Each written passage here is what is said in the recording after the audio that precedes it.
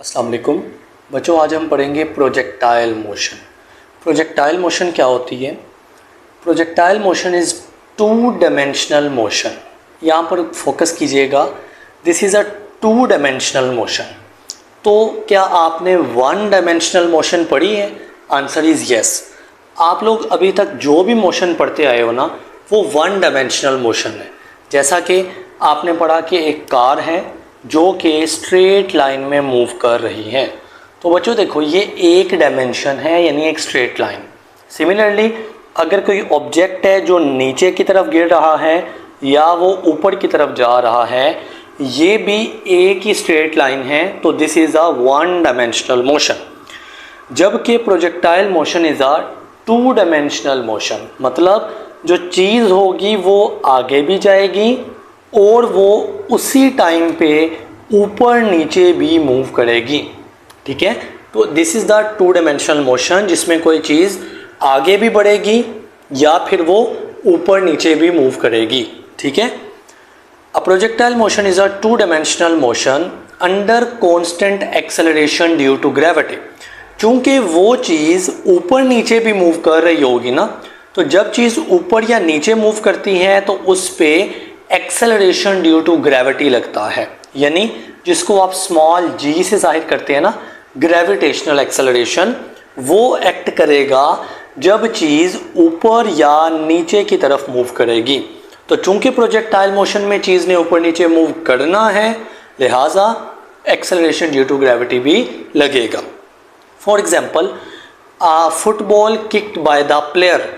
हम यहाँ पर एक ग्राफ बनाते हैं कि एक फुटबॉल है यहाँ पर पड़ा हुआ, और एक प्लेयर ने उसको ऐसे किक किया कि वो ऐसे मूव करके यहाँ पर आ गया। ठीक है, आप ज़हन में इमेजिन करें ना, यहाँ पर फुटबॉल पड़ा हुआ है, ऐसे किक किया, ऐसे उसने कवर किया और फिर नीचे गिर गया।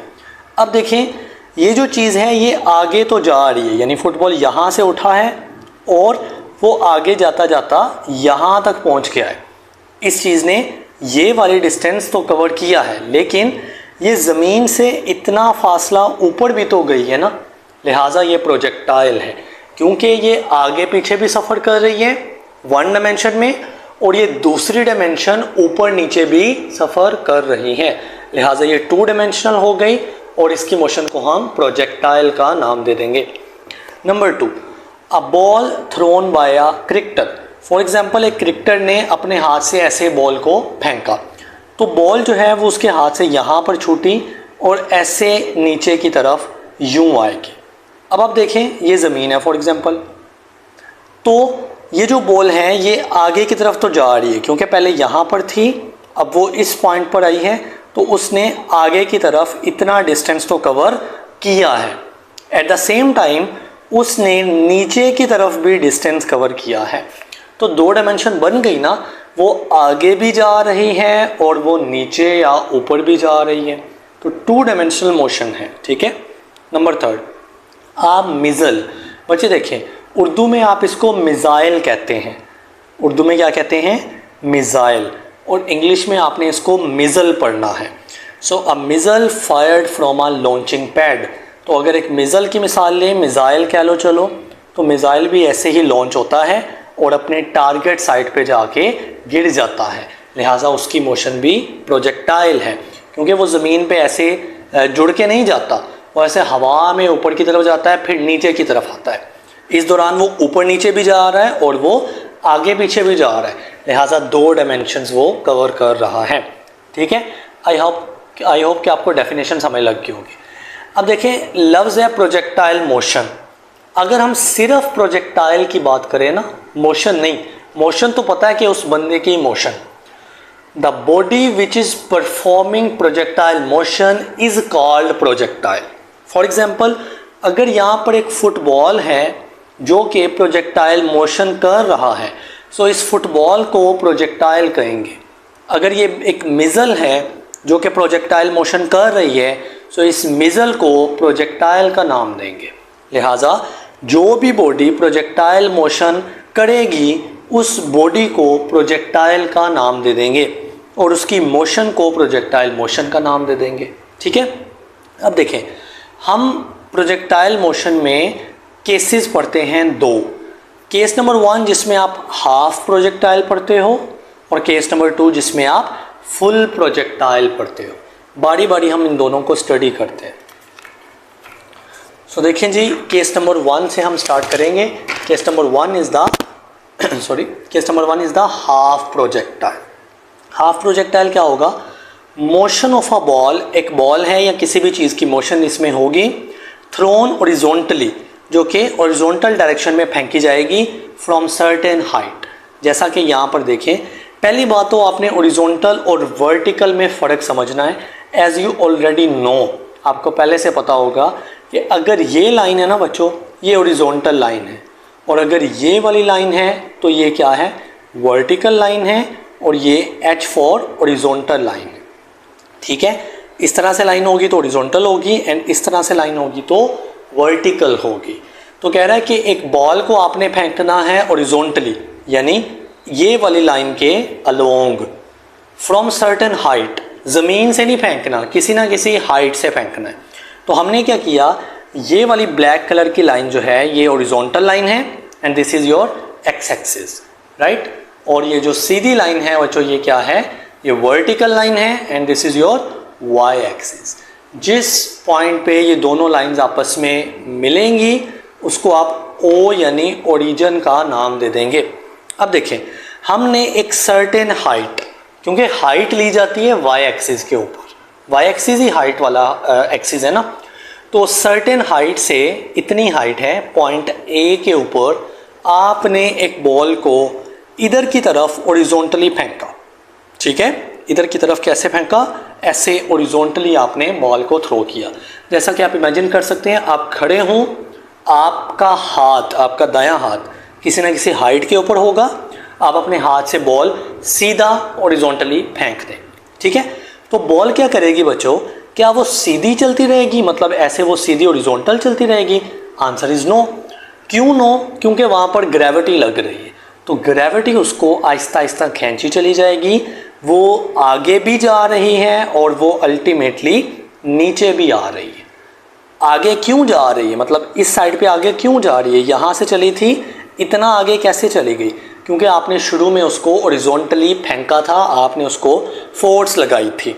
ठीक है, और वो नीचे की तरफ क्यों आ रही है? क्योंकि वहाँ पर ग्रेविटी मौजूद है।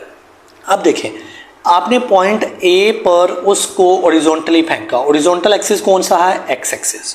तो बच्चे पॉइंट A पर जो उसकी वेलोसिटी होगी ना, वो सिर्फ और सिर्फ एक्स एक्सिस की तरफ होगी, क्योंकि उस पॉइंट पर ग्रेविटी लगना शुरू ही नहीं हुई, ग्रेविटी आहिस्ता आहिस्ता लगना शुरू हुई।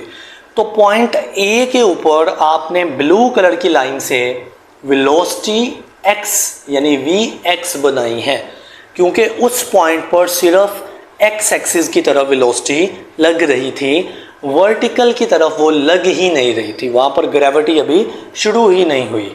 अब देखिए, आहिस्ता आहिस्ता जैसे जैसे वो नीचे जा रही है उस पर ग्रेविटी भी लगना शुरू हो जाएगी। लेकिन एक बात सुनिएगा ज़रा, ओरिजोनटली उसकी जो वेलोसिटी है वो सेम रहेगी। ऐसा क्यों है? क्योंकि बच्चे हमने कोई भी फोर्स नहीं रखनी, इवन के जो एयर की फोर्स है यानी जो हवा फोर्स लगाती है, हमने ये मान के चलना है कि हवा भी मौजूद नहीं है, यानी प्योरली वैक्यूम है। तो जब हवा भी मौजूद नहीं है तो कोई फोर्स नहीं लगेगी। एंड यू नो कि F is equal to ma होता है, न्यूटन का सेकंड लॉ। फोर्स बराबर होती है मैस और एक्सेलरेशन के, एंड एक्सेलरेशन का क्या फार्मूला है? Vf minus Vi over time. अब देखें, मैंने बोला देयर इज नो फोर्स, कोई फोर्स नहीं लग रही। किस साइड पे? एक्स एक्सिस की तरफ। ठीक है, आप इस वाले जो प्रोजेक्टाइल मोशन है ना, इसको आप तोड़ के समझते हैं। आप इसका एक्स एक्सिस एक बार समझेंगे और वाई एक्सिस अलग समझेंगे। तो पहले मैं एक्स एक्सिस को समझा रहा हूँ। ठीक है, अब देखिए मैं क्या कह रहा हूँ, ओरिजोनटली यानी एक्स एक्सिस की तरफ कोई फोर्स नहीं है, हमने सारी फोर्सेस को इग्नोर कर दिया है। तो जब फोर्स नहीं है तो बच्चे एक्सेलरेशन ज़ीरो हो जाएगा। एक्सेलरेशन, फोर्स ज़ीरो हो गई ना, तो एक्सेलरेशन भी क्या हो जाएगा? ज़ीरो। अब एक्सेलरेशन बराबर होता है चेंज इन वेलोसिटी। तो जब एक्सेलरेशन ज़ीरो आ रहा है, it means there is no change in velocity. ठीक है, तो वेलोसिटी में चेंज नहीं है।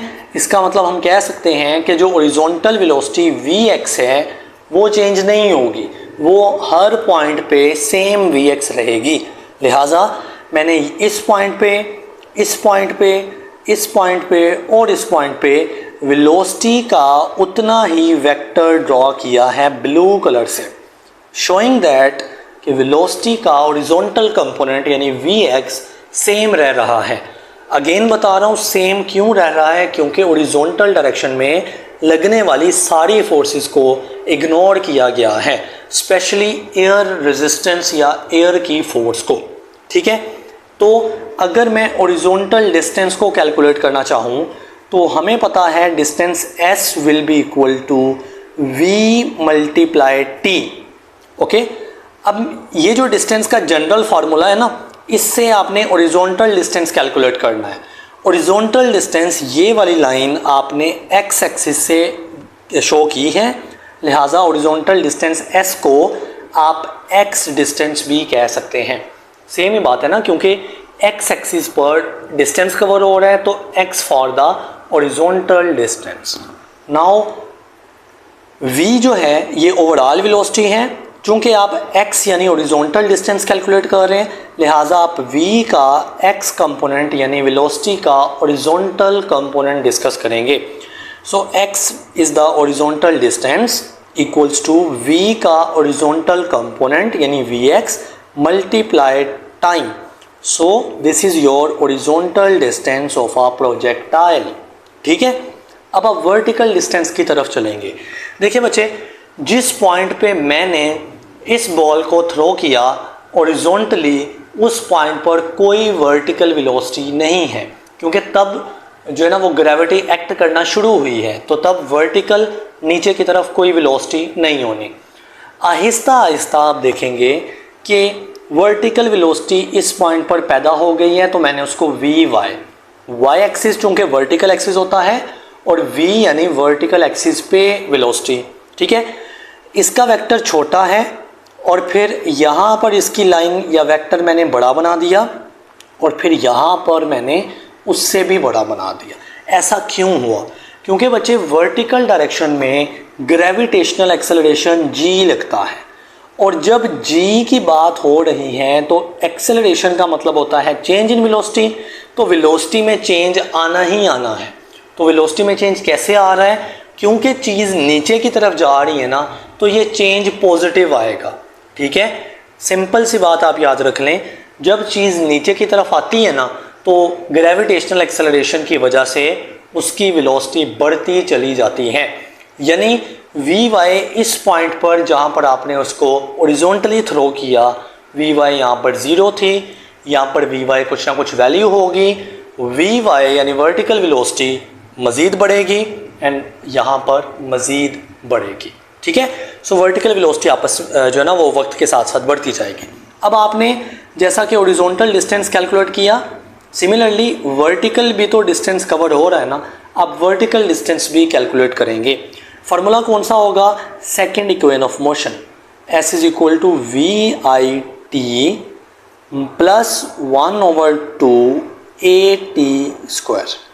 ठीक है, अब देखें ये जो s है ये डिस्टेंस है। अब आप वर्टिकल डिस्टेंस कैलकुलेट कर रहे हैं और वर्टिकल साइड का डिस्टेंस y से जाहिर किया है मैंने। ठीक है, सो s की जगह पे मैं वर्टिकल डिस्टेंस y ले लेता हूँ। Okay, equals to VI। जब इनिशियल वेलोसिटी ले रहे हैं तो आप उसका भी y कंपोनेंट लेंगे, क्योंकि जब वर्टिकल डिस्टेंस कैलकुलेट कर रहे हैं ना तो सारी की सारी चीज़ें हम वर्टिकल वाली यूज़ करेंगे। सो VI का भी y कंपोनेंट ले लिया और VI के साथ जो टाइम है बचे वो टाइम एज सच आ गया, प्लस 1/2 अपनी जगह पे रहा और a की जगह पे आपने यहाँ पर g ले लेना है, क्योंकि एक्सेलरेशन अब कौन सा है? Gravitational acceleration. तभी तो चीज़ नीचे की तरफ आ रही है ग्रेविटी की वजह से। a की जगह g आ गया और साथ में टाइम जो है वो अपनी जगह पे u आ गया। अब देखें VI y कंपोनेंट कितना है, यानी इस पॉइंट पर इनिशियल वेलोसिटी VI लेंगे और वी आई का वाई कंपोनेंट तो ज़ीरो है, क्योंकि इस पॉइंट पर सिर्फ और सिर्फ एक्स कंपोनेंट मौजूद था, इस पॉइंट पर वर्टिकल वेलोसिटी नहीं थी। तो इनिशियल पॉइंट पे वी आई यानी इनिशियल वेलोसिटी या इनिशियल पॉइंट पे Y component of velocity is not present. जब नॉट प्रेजेंट तो ये ज़ीरो हो जाएगा। ठीक है बच्चे, अब ये ज़ीरो टाइम के साथ मल्टीप्लाई होके ये भी क्या हो जाएगा, ज़ीरो हो जाएगा। तो y which is the vertical distance is equal to 1/2 and gt square. So 1/2 gt square, this is the vertical distance. अब आपने क्या किया, आपने हॉरिजॉन्टल डिस्टेंस और वर्टिकल डिस्टेंस को कैलकुलेट कर लिया। हम एक बार फिर देखते हैं कि हॉरिजॉन्टल डिस्टेंस से क्या मुराद है। देखें, ये चीज़ इस पॉइंट से चली थी, मतलब ए पॉइंट से, और ये चीज़ यानी ये बॉल आगे की तरफ चलते हुए इस पॉइंट तक आकर रुकी है। तो यहाँ से लेकर यहाँ तक इतना डिस्टेंस हॉरिजॉन्टल है, जिसको आपने x का नाम दिया है, एंड हमने यहाँ पर x को कैलकुलेट किया है। ओके, जबकि ये बॉल यहाँ से चली थी और ये नीचे आते आते ऐसे नीचे आ रही है कर्व करके, और ये ऐसे नीचे आ रही है यहाँ तक। ठीक है, तो इसने वर्टिकल साइड पे यहाँ से लेके यहाँ तक जो डिस्टेंस कैलकुलेट किया है वो y एक्सिस था, तो आपने उसको y डिस्टेंस का नाम दे दिया, लिहाजा हमने y वर्टिकल डिस्टेंस भी कैलकुलेट कर लिया। बच्चे, this is case number 1, half projectile. अच्छा, फुल प्रोजेक्टाइल को देखें ज़रा, फिर दोनों को कंपेयर करके समझेंगे। देखिए, हाफ प्रोजेक्टाइल क्या है, ऐसे हाफ कर्व है। अगर आप इसको पीछे की तरफ ऐसे बढ़ाएं कि ये आधा सर्कल बन जाएगा, तो ये फुल प्रोजेक्टाइल कहलाएगा। ठीक है, जैसा कि यहाँ पर देखें, this is your full projectile, और उस फुल प्रोजेक्टाइल का हाफ हिस्सा हमने यहाँ पर आपको दिखाया है। तो मैं कह सकता हूँ कि अगर मैं इसको हाफ कर दूँ यहाँ से, तो हाफ प्रोजेक्टाइल केस नंबर 1 बन जाएगा, जिसमें केस नंबर 1 में आप क्या कैलकुलेट करेंगे, horizontal distance and the vertical distance. ठीक है, और अगर मैं इसको डबल कर दूं यानी अपनी असल शक्ल में ले आऊं, तो ये हमारा फुल प्रोजेक्टाइल कहलाता है। अब इसमें क्या कैलकुलेट करना है, आइए समझते हैं। देखिए जी, हमारा केस नंबर 2 है विच इज़ द फुल प्रोजेक्टाइल। इसमें क्या हो रहा है, a ball is thrown from the ground. यहाँ से आपने जिस्म को, बॉल को ज़मीन से फेंका है, ग्राउंड से फेंका है। ठीक है, मेकिंग एन एंगल थीटा, और जब ज़मीन से फेंका है ना, तो ज़मीन यानी हॉरिजॉन्टल के साथ थीटा एंगल बनेगा। ठीक है, making an angle theta with the horizontal, तो हॉरिजॉन्टल के साथ यहाँ पर कौन सा एंगल बन रहा है, थीटा एंगल बन रहा है। अब वही वाली बात, ये बचे आपका एक्स एक्सिस है और ये वाला आपका वाई एक्सिस है। दोनों एक्सिस जिस पॉइंट पे मिलेंगे उसको आप ओ मीन्स ओरिजिन कह देंगे, थीटा एंगल यहाँ पर बनेगा। अब आपने उसको जब ऐसे ऊपर की तरफ फेंका ना, देखिए शुरू में वो ऊपर की तरफ जाएगी यहाँ तक, इस पॉइंट तक, और फिर वो ऐसे नीचे की तरफ आ जाएगी। दोबारा समझे, ये प्रोजेक्टाइल पहले ऊपर की तरफ जा रहा है और फिर वो नीचे की तरफ आएगा। ठीक है, तो आपने शुरू में उसको जो वेलोसिटी दी ना, ये वी आई होगी। पहले पॉइंट पे आपने जब उसको ऐसे करके फेंका ना, तो उसकी जो वेलोसिटी होगी वो वी आई होगी। अब देखें, इस वी आई के मैं दो कंपोनेंट बना सकता हूँ। एक कंपोनेंट बचे वी आई एक्स बनेगा और दूसरा कंपोनेंट वी आई वाई बनेगा। देखें ना, शुरू वाले पॉइंट पे जो वेलोसिटी होगी वो इनिशियल वेलोसिटी वी आई होगी। उस वेलोसिटी के उस वेलोसिटी के दो कंपोनेंट्स बनेंगे, वी आई एक्स यानी हॉरिजॉन्टल कंपोनेंट और वी आई वाई यानी वर्टिकल कंपोनेंट।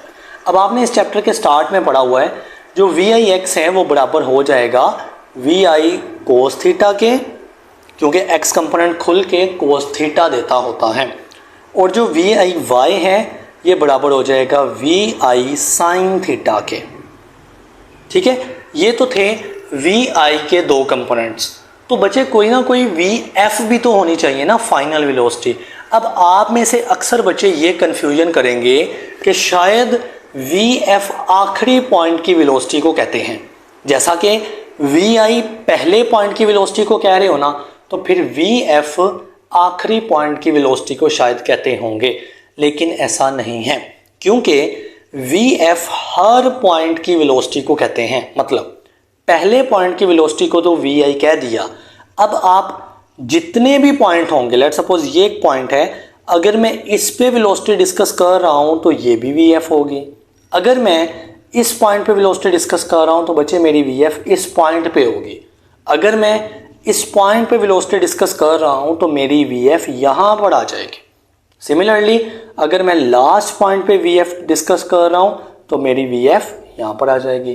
कहने का मतलब है कि जो वी आई है इनिशियल वेलोसिटी वो फिक्स्ड पॉइंट पे है, जबकि वी एफ फाइनल वेलोसिटी का फिक्स पॉइंट नहीं होता। जहां पर आप वेलोसिटी को डिस्कस करेंगे उस पॉइंट की वेलोसिटी वी एफ बन जाएगी। अब बच्चों जैसे वी आई के दो कंपोनेंट बना लिए ना, वी आई एक्स और वी आई वाई, इसी तरह से वी एफ चाहे वो जिस पॉइंट पे भी है उस वी एफ के भी दो कंपोनेंट बनेंगे। क्या नाम होगा? वी एफ एक्स और वी एफ वाई। ठीक है, तो अब हम इन दोनों को फाइंड करेंगे, क्योंकि इनिशियल वेलोसिटी यानी वी आई के एक्स और वी आई के वाई आपके पास पहले से मौजूद है, जबकि वी एफ फाइनल वेलोसिटी के एक्स और वाई आपके पास मौजूद नहीं है। तो हम सबसे पहले एक्स कंपोनेंट को फाइंड करते हैं। तो देखिए मैंने आपको अभी केस नंबर 1 में समझा के हटा हूँ कि ओरिजोनटल साइड पे यानी एक्स एक्सिस वाली साइड पे आपने हर तरह की फोर्स को इग्नोर करना है। कौन सी फोर्स? एयर की फोर्स हो गई या कोई भी एक्सटर्नल फोर्स होगी, हम ये मान के चलेंगे कि कोई भी फोर्स मौजूद नहीं है। जब सारी फोर्सेस एब्सेंट हैं तो F is equal to M A के मुताबिक फोर्स सारी एब्सेंट है यानी फोर्स ज़ीरो हो गई, तो एक्सेलरेशन भी क्या हो जाएगा? ज़ीरो हो जाएगा। अब एक्सेलरेशन का मतलब होता है चेंज इन वेलोसिटी। तो अगर एक्सेलरेशन ज़ीरो है यानी वेलोसिटी में चेंज नहीं आएगा। ठीक है, अब वेलोसिटी में चेंज नहीं आएगा कौन सी साइड में? ओरिजोनटल साइड में, क्योंकि ओरिजोनटल साइड में फोर्सेस को इग्नोर किया हुआ है। तो जब वेलोसिटी में चेंज नहीं आएगा तो वी एफ जो एक्स होगी वो वी आई एक्स के बराबर होगी। मतलब एक्स एक्सिस में इनिशियल वेलोसिटी और एक्स एक्सिस में फाइनल वेलोसिटी बराबर होनी है, क्योंकि एक्स एक्सिस में वेलोसिटी में चेंज नहीं आएगा, तो एक्स एक्सिस में वी एफ और वी आई एक्स एक्सिस में बराबर हैं। ठीक है, अब वी एफ एक्स बराबर हो जाएगी वी आई एक्स के, और वी आई एक्स किसके बराबर है? वी आई कोस थीटा के। सही है, तो ओरिजोनटल यानी एक्स एक्सिस वाली साइड पे वेलोसिटीज में चेंज नहीं आएगा, यानी एक्स एक्सिस की final velocity V F x axis की वी आई यानी इनिशियल वेलोसिटी के बराबर है, और वो बराबर है वी आई कोस थीटा के। ठीक है, जबकि वर्टिकल साइड में वेलोसिटी में चेंज आएगा, क्योंकि वर्टिकल साइड में ग्रेविटेशनल एक्सेलरेशन मौजूद है, और एक्सेलरेशन का मतलब होता है चेंज इन वेलोसिटी, लिहाजा वर्टिकल साइड में चेंज होगा वेलोसिटी में। अब वो कैसे मालूम करना है? देखें यहाँ पर सेपरेटली कर लो, चलो बल्कि यहीं पर कर लो। हमने first equation of motion use करनी है V F equals to V I plus A T. अब आपने इस इक्वेशन को वाई वाले कंपोनेंट के लिए सॉल्व करना है, तो मैं कह सकता हूँ इस वी एफ का Y component equal to V I का Y component plus A T. समझो, मतलब यही वाली इक्वेशन है, एक्स एक्सिस की ज़रूरत नहीं है, वो आप मालूम कर चुके हो। अब इसी इक्वेशन को वी एफ का वाई कंपोनेंट यूज़ कर लो, सिमिलरली वी आई का भी वाई कंपोनेंट यूज़ कर लो। Now V F Y will be equal to V I Y. V I Y शुरू में हमने किसके बराबर लिया है? वी आई साइन थीटा के। So V I sine theta हो जाएगा। अब देखें यहाँ पर सुनिएगा ज़रा, एक्सेलरेशन कौन सा यूज़ करेंगे? ग्रेविटेशनल एक्सेलरेशन, क्योंकि वाई एक्सिस में ग्रेविटी लगती है। लेकिन एट द स्टार्टिंग पॉइंट ये बॉडी ऊपर की तरफ जा रही है, तो बच्चे जी जो है वो नेगेटिव लिया जाएगा। वही वाली बात, अगर कोई चीज़ ऊपर से नीचे आती है ना तो जी पॉजिटिव 9.8 लेते हो, और अगर कोई चीज़ नीचे से ऊपर जा रही हो तो जी की वैल्यू नेगेटिव में चली जाती है। तो अब जी नीचे से ऊपर जाते हुए नेगेटिव में होगा, तो आपने इस ए की जगह पे माइनस जी लिखना है। माइनस का साइन क्योंकि बॉडी ऊपर जा रही है, और ए की जगह पे जी क्योंकि ऊपर जाते हुए ग्रेविटी लगती है। ए की जगह माइनस जी आ गया और साथ में टाइम आ गया। Now this is V F Y is equal to V I sine theta minus G T. तो V F Y is equal to V I sine theta minus G T, ये आपके पास निकल आए।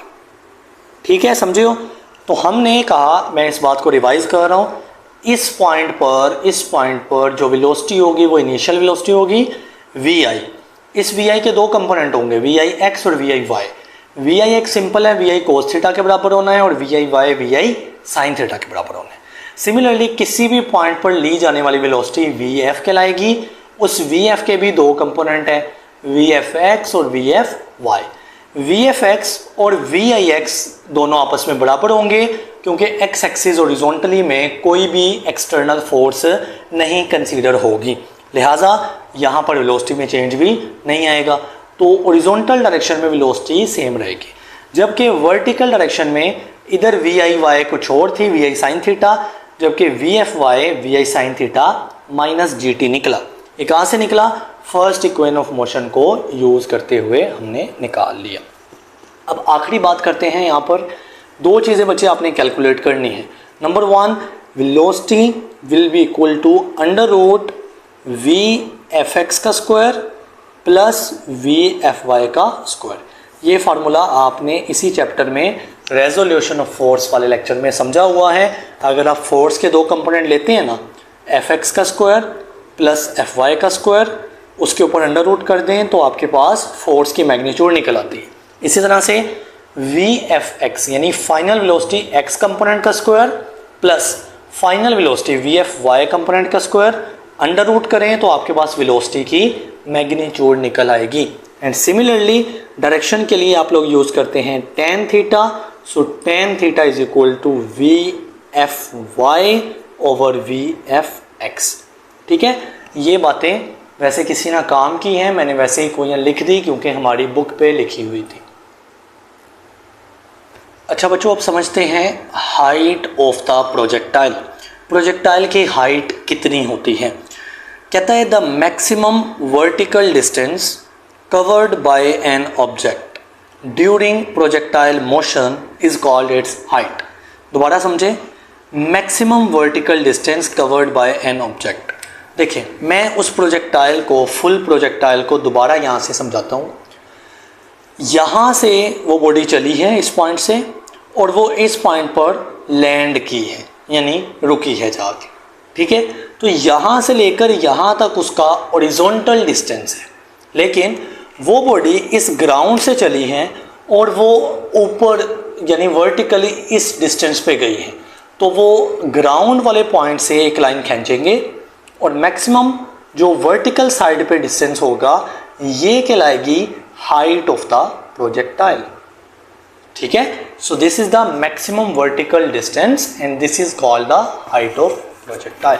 ठीक है, तो अब इसको पढ़ते हैं। The maximum vertical distance covered by an object during projectile motion is called height of projectile. अब आपने हाइट को कैलकुलेट करना है। कैसे कैलकुलेट करेंगे? Using third equation of motion. आप लोग थर्ड इक्वेशन ऑफ मोशन को यूज करके मालूम करेंगे। So third equation of motion है 2as equals to V F square minus V I square. ठीक है, अब बच्चे आपने इस इक्वेशन को थोड़ा सा चेंज करना है। क्यों चेंज करना है? आपने हाइट को मालूम करना है और हाइट जो है वो वर्टिकल डिस्टेंस है। हम इसको बॉक्स कर लेते हैं ताकि इस पॉइंट पे फोकस रहे। Height is a vertical distance, तो इस इक्वेशन को आपने वर्टिकल के लिहाज से चेंज करना है। ठीक है, अब देखें 2 ए की जगह पे आप माइनस जी लिखेंगे। ऐसा क्यों? क्योंकि बच्चे वो बॉडी नीचे से ऊपर जा रही है, तो नीचे से ऊपर जाते हुए ग्रेविटी माइनस में आ जाती है, अभी बढ़ के आए ना, तो हाइट नीचे से ऊपर की तरफ कवर होती है, तो ए की जगह पर जी आ जाएगा माइनस के अंदर। अब एस जो है वो डिस्टेंस है, अब डिस्टेंस यहाँ पर बन जाएगी एच यानी हाइट, तो डिस्टेंस की जगह पे एच लिख लेते हैं। नाउ वी एफ वाई जो है वो वर्टिकल कंपोनेंट यूज होगा उसका, यानी वी एफ सॉरी ऊपर लिखा है ना वी एफ फाइनल वेलोसिटी, तो हम वी एफ का वाई कंपोनेंट यूज करेंगे क्योंकि height is a vertical distance, तो सारी चीज़ों को वर्टिकल के लिहाज से चेंज कर लेंगे। माइनस का साइन अगेन वी आई का वाई कंपोनेंट यूज करेंगे, ऊपर वी आई है ना फार्मूले में, तो वी आई का वाई कंपोनेंट और उसका स्क्वायर आ जाएगा। ठीक है, अगली बात, ये जो वी एफ वाई है ना ये ज़ीरो हो जाएगा, क्योंकि अगर कोई बॉडी नीचे से ऊपर जाती है ना बच्चे, तो ऊपर जाकर हाईएस्ट पॉइंट के ऊपर वो रुक जाती है, तभी वो वापस नीचे आती है। यानी अगर आप एक नीचे से एक बॉल ऊपर की तरफ फेंकते हैं ना, तो बॉल ऊपर जाती है और फिर ऊपर जाके रुकती है तो नीचे आती है। यानी जो फाइनल साइड पे वेलोसिटी होती है ना वी एफ यानी फाइनल वेलोसिटी, वर्टिकल यानी ऊपर जाते हुए वर्टिकल साइड पे, वो ज़ीरो होना है। अगर वो ज़ीरो नहीं होगी तो बॉल कभी भी दोबारा नीचे नहीं आएगी, वो ऊपर ही जाती जाएगी। ठीक है, जबकि ऐसा नहीं होता। तो ये वाली वर्टिकल साइड पे वाई एक्सिस में फाइनल वेलोसिटी ज़ीरो होती है एट द हाईएस्ट पॉइंट। ठीक है, तो आप इसको ज़ीरो कर देंगे, ज़ीरो का स्क्वायर कर देंगे, माइनस वी आई वाई। अभी आप पढ़ के वो वी आई वाई बराबर होता है वी आई साइन थीटा के। ठीक है, पढ़ा है ना, वी आई वाई किसके बराबर है, वी आई साइन थीटा के, और इसका स्क्वायर आ जाएगा। ठीक है, इस साइड पे क्या होगा, माइनस 2GH, यानी ये माइनस शुरू में लिख दिया यहाँ पर। ठीक है, अब देखिए बच्चे ज़ीरो का स्क्वायर भी ज़ीरो होता है और ज़ीरो की कोई वैल्यू नहीं होती, तो हम ज़ीरो को इग्नोर करके पीछे क्या लिखेंगे, minus 2GH equals to minus, अब इसको ओपन करें, ये बन जाएगा वी आई का स्क्वायर साइन स्क्वायर थीटा। ठीक है, कभी भी आप यूँ नहीं करते साइन थीटा स्क्वायर, ऐसा नहीं लिखना, आपने स्क्वायर को ओपन करना है तो वी आई के ऊपर स्क्वायर रखना है, और साइन के ऊपर स्क्वायर आता है जबकि थीटा के ऊपर स्क्वायर नहीं आता होता। अब देखिए दोनों साइड पे नेगेटिव है, ये वाला नेगेटिव और ये वाला नेगेटिव आपस में कट जाएंगे, तो पीछे क्या बचेगा 2। अच्छा, यहीं पर क्या करो, हाइट मालूम करनी है ना, तो h को सेपरेट कर लो। ठीक है, जो 2g है इधर मल्टीप्लाई हो रहा है, उधर जाके डिवाइड हो जाएगा, तो h will be equal to V I square sine square theta over 2g। ठीक है, h इधर ही रहा, 2g जो इसके साथ मल्टीप्लाई हो रहा है ना, ये इधर जाकर डिवाइड हो गया, उस साइड पर V I square sine square theta अपनी जगह पे है। Now this is your height of projectile, height of the projectile आप मालूम कर चुके हो। अच्छा बच्चों, अब आप मालूम करेंगे टाइम ऑफ फ्लाइट।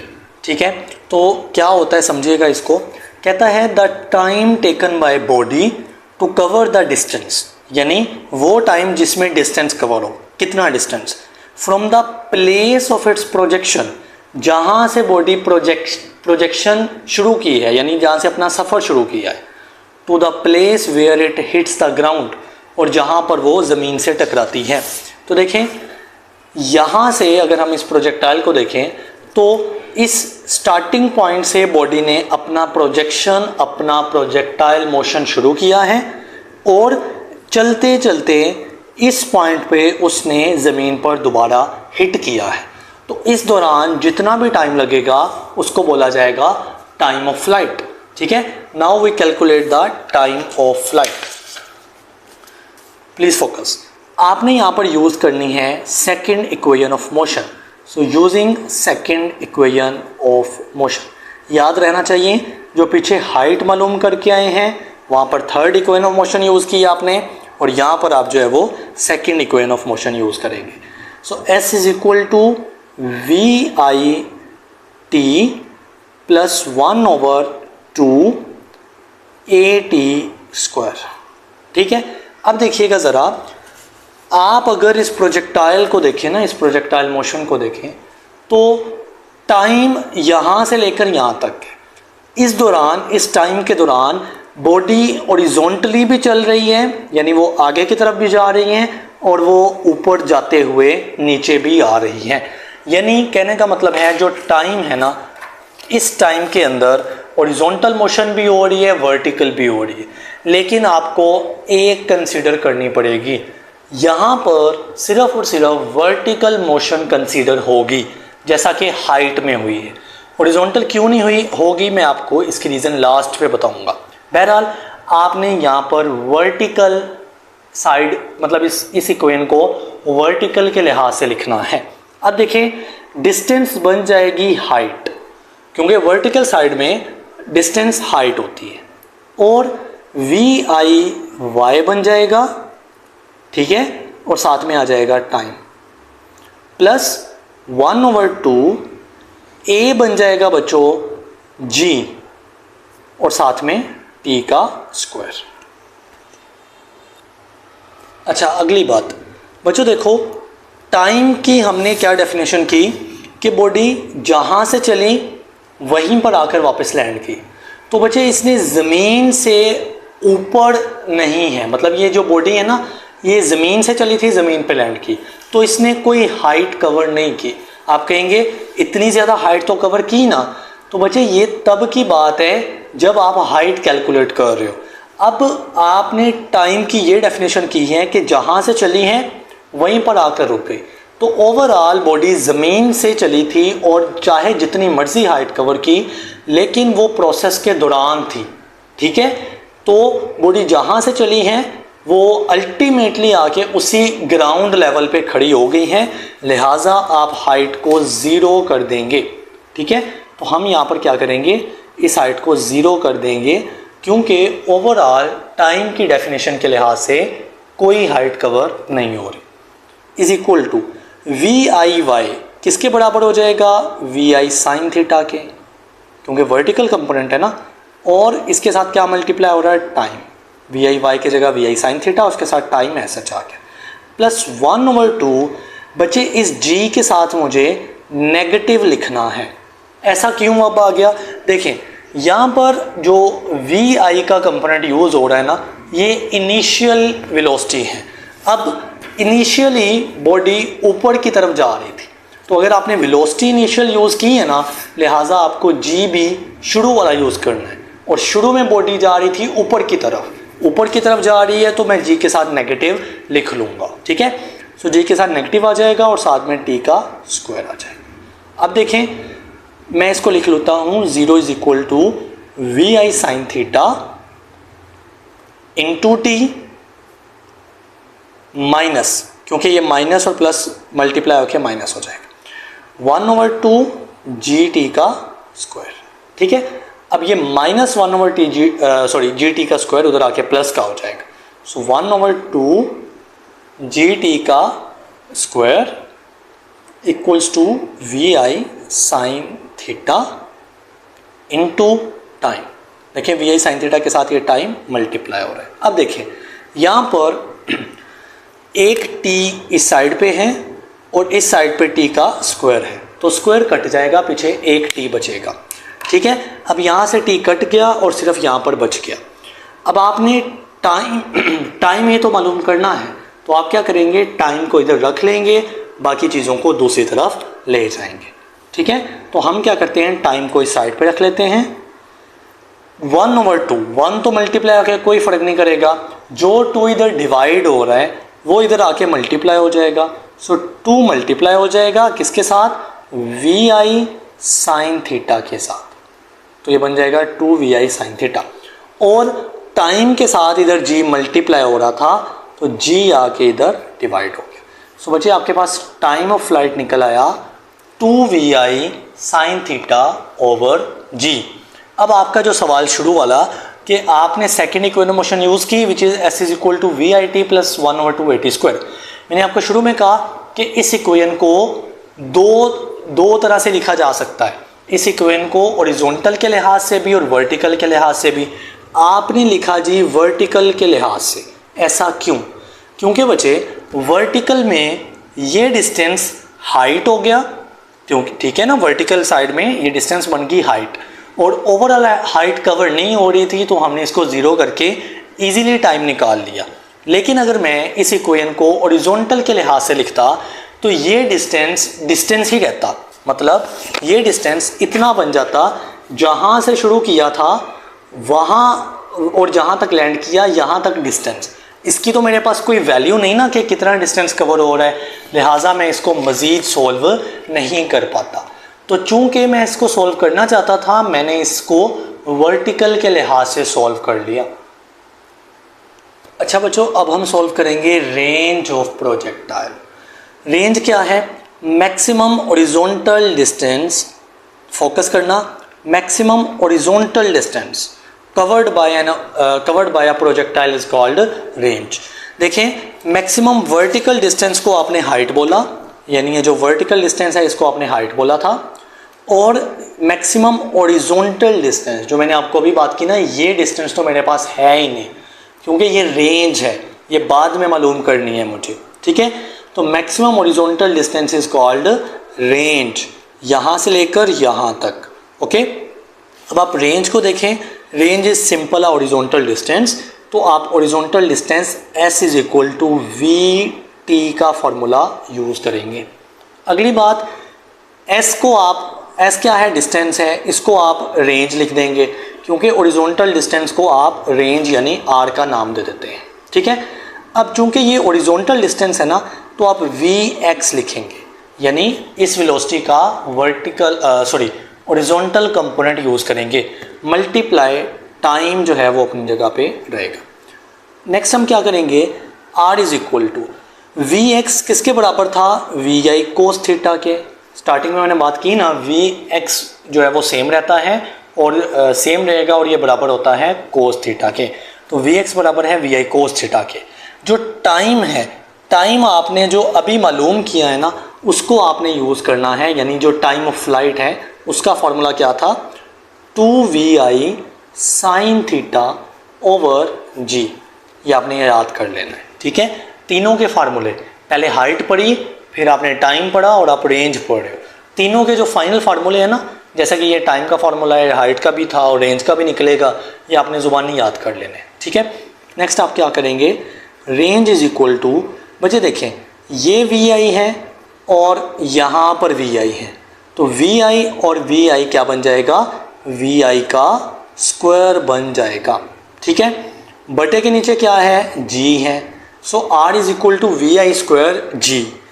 पीछे क्या बचता है? 2 साइन थीटा, 2 साइन थीटा बचता है, 2 साइन थीटा कोस थीटा, ये बचता है। अच्छा, आप में से जो मैथ वाले स्टूडेंट्स होंगे ना, उनके लिए ये बात है, बाकी बायो वालों के लिए ज़ुबानी याद करनी पड़ेगी। जो 2 साइन थीटा कोस थीटा है ना, 2 साइन थीटा कोस थीटा, ये बराबर है साइन 2 थीटा के। ये एक रूल है जो कि साबित है, प्रूव्ड है कि 2 साइन थीटा कोस थीटा बराबर है साइन 2 थीटा के। अगर किसी बच्चे को डाउट है ना, तो वो क्या करे, थीटा की कोई वैल्यू सपोज कर ले, कुछ भी value, for example 45 degree, for example 90 degree, तो उस थीटा की जो वैल्यू है उसको बारी बारी यहाँ पर रख ले, दोनों साइड्स को प्रूव कर ले और वो बराबर आएगी, ठीक है। तो यहाँ पर 2 साइन थीटा कोस थीटा की जगह मैं क्या लिख सकता हूँ? Sine 2 theta. तो रेंज का फाइनल फॉर्मूला आ गया Vi square over G sine 2 theta, ठीक है। ये रेंज का फाइनल फार्मूला है। आज की लास्ट बात करते हैं, हमने मैक्सिमम रेंज कैलकुलेट करनी होती है। मैक्सिमम रेंज यानी जब कोई मिसाइल फेंकते हैं तो कैलकुलेट किया जाता है कि यहाँ से मिसाइल फेंकनी है, ये मैक्सिमम दूर जाके गिरे, यानी उसकी रेंज जो है हॉरिजॉन्टल डिस्टेंस मैक्सिमम कवर हो। तो उसके लिए क्या करना पड़ेगा, हमें ये फैक्टर बताएगा कि रेंज मैक्सिमम कब होगी। ये जो साइन थीटा है, जब आप थीटा 45 डिग्री पुट करते हो ना, तो साइन 2 थीटा, देखें साइन 2 थीटा की जगह क्या पुट करूं? 45 डिग्री, ठीक है। 45 डिग्री इंटू 2 क्या हो जाएगा? 90, 45 इंटू 2 क्या हो जाएगा? 90, तो साइन 90 आ जाएगा। साइन 90 होता है 1 विच इज़ मैक्सिमम। क्या होता है? मैक्सिमम, क्योंकि साइन कोस टेन इनके जवाब 1 से बड़े नहीं आ सकते।